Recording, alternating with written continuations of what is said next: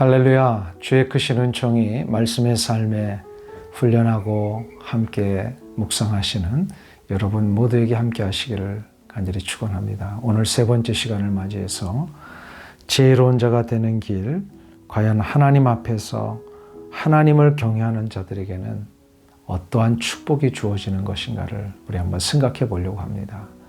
오늘 말씀이 바로 잠언서 14장 25절부터 35절까지의 말씀인데요. 이 지혜로운 자의 길을 가기 위해서 과연 하나님은 우리에게 어떠한 축복을 준비하고 계시는가를 한번 살펴볼 때에 먼저 기도하고 말씀을 읽도록 하겠습니다. 하나님 아버지의 은혜와 사랑을 감사합니다.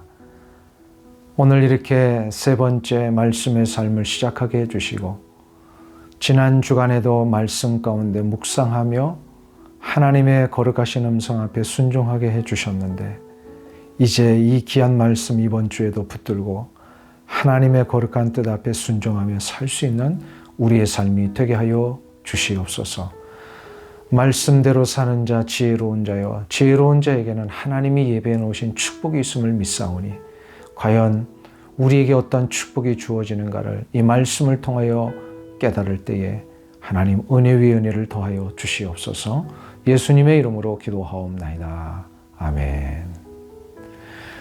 오늘 잠언서 14장 25절부터 35절까지를 저와 함께 소리를 내어 읽으며 하나님의 우리에게 주시는 말씀으로 받은 그런 시간이 먼저 되시기를 바랍니다. 진실한 증인은 사람의 생명을 구원하여도 거짓말을 뱉는 사람은 속에 있느니라.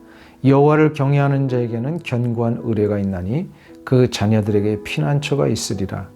여호와를 경외하는 것은 생명의 셈이니 사망의 그물에서 벗어나게 하느니라. 백성이 많은 것은 왕의 영광이요 백성이 적은 것은 주권자의 패망이니라.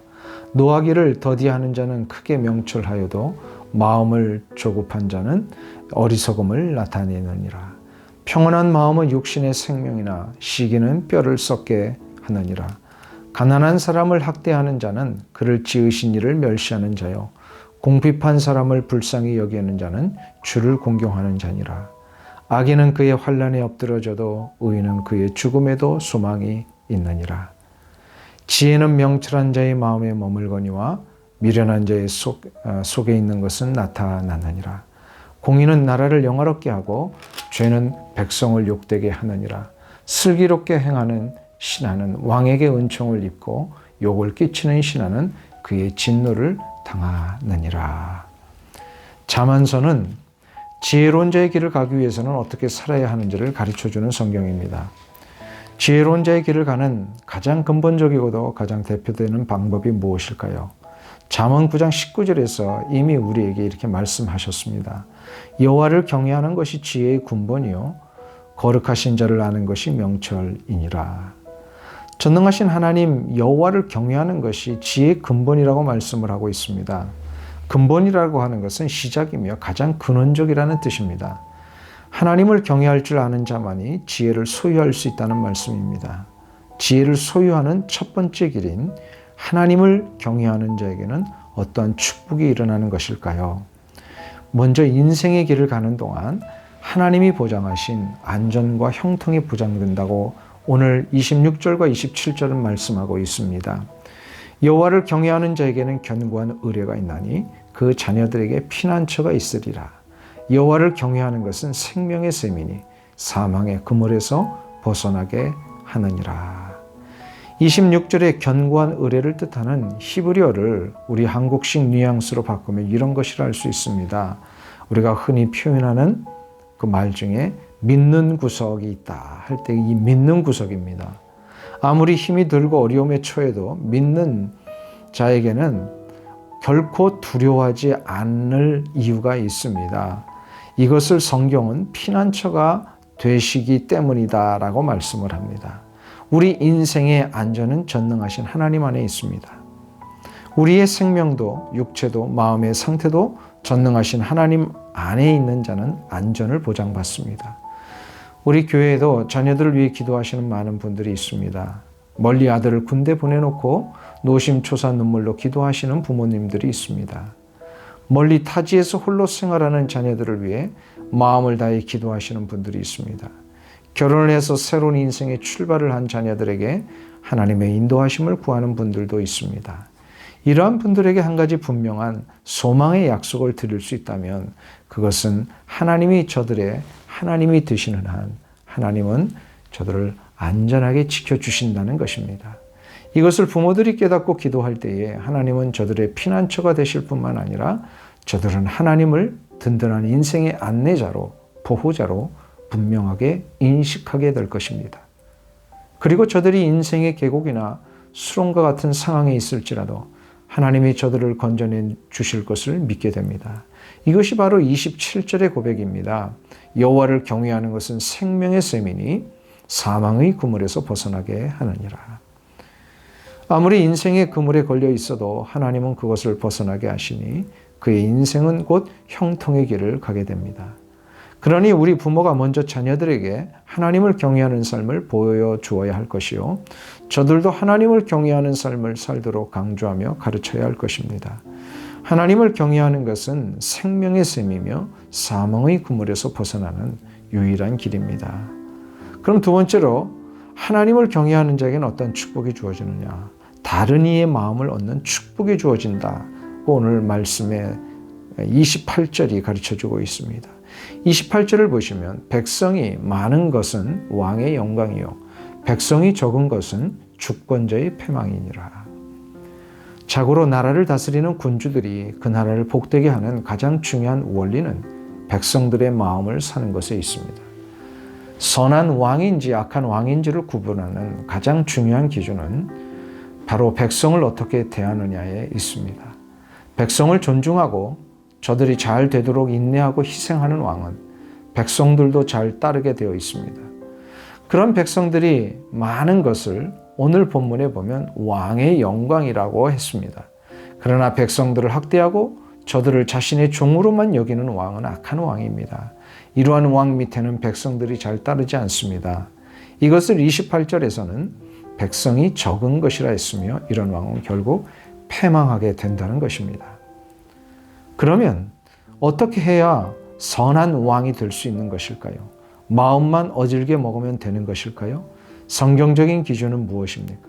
그것은 바로 하나님을 경외하는 마음이 그 왕의 마음 속에 있어야 합니다.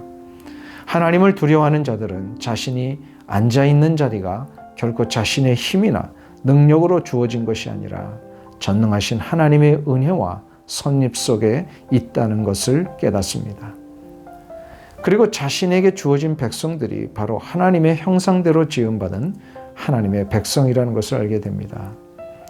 그러니 하나님의 형상대로 지음받은 저들을 존중하고 잘 보호하며 길을 인도하는 것이야말로 군주가 하나님을 경외하는 모습일 수밖에 없습니다.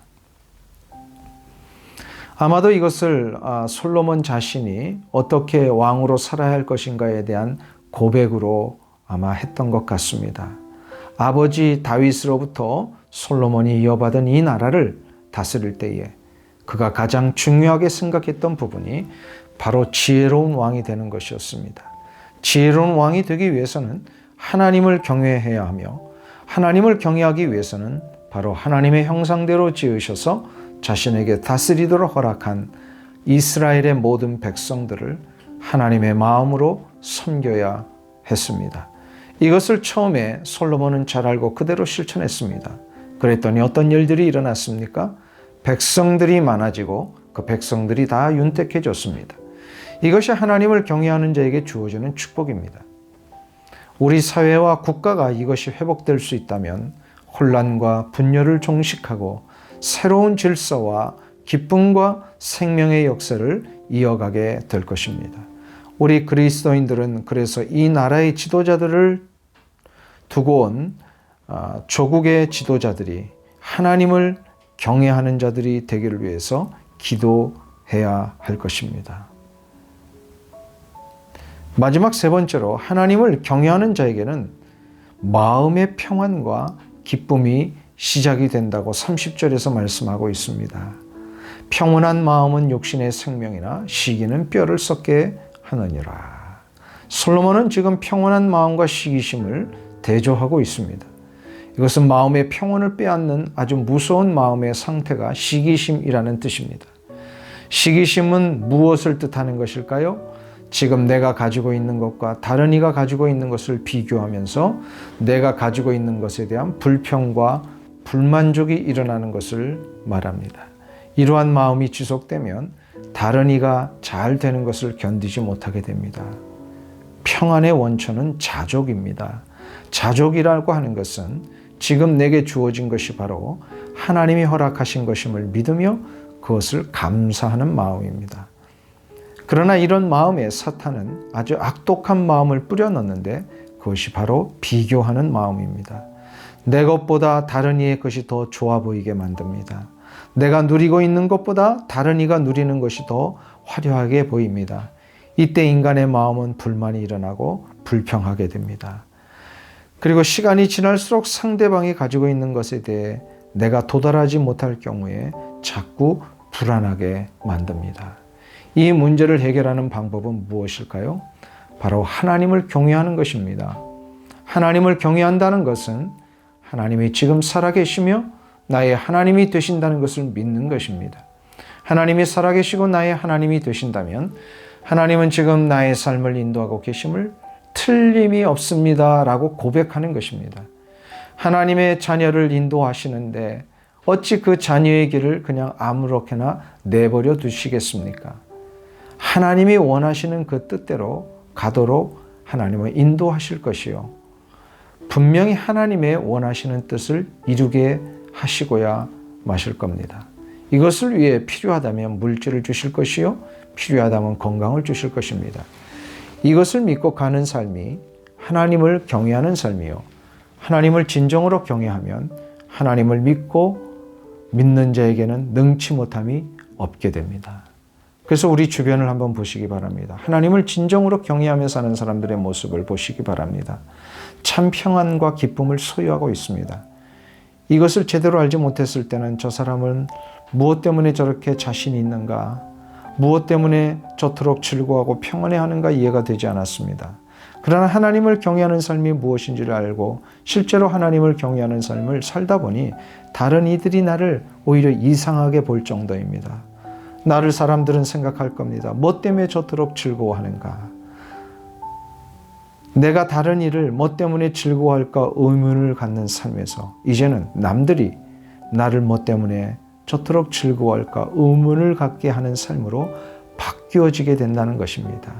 이러한 삶이 여러분에 일어나기를 축원합니다. 그러기 위해서는 우리가 하나님을 경외하는 삶을 살아야 할 것입니다. 이 은혜가 여러분들 가운데 일어나시기를 간절히 축원합니다. 사랑하는 말씀의 삶에 참여하신 우리 모든 성도님 여러분, 이 한 주간도 하나님을 경외하시고 지혜로운 자의 길을 가심으로 하나님이 우리에게 보장해 놓으신 귀한 축복을 누리며 또 많은 사람들에게 이 축복을 나누어주는 귀한 삶이 되시기를 간절히 주님의 이름으로 부탁드립니다. 감사합니다.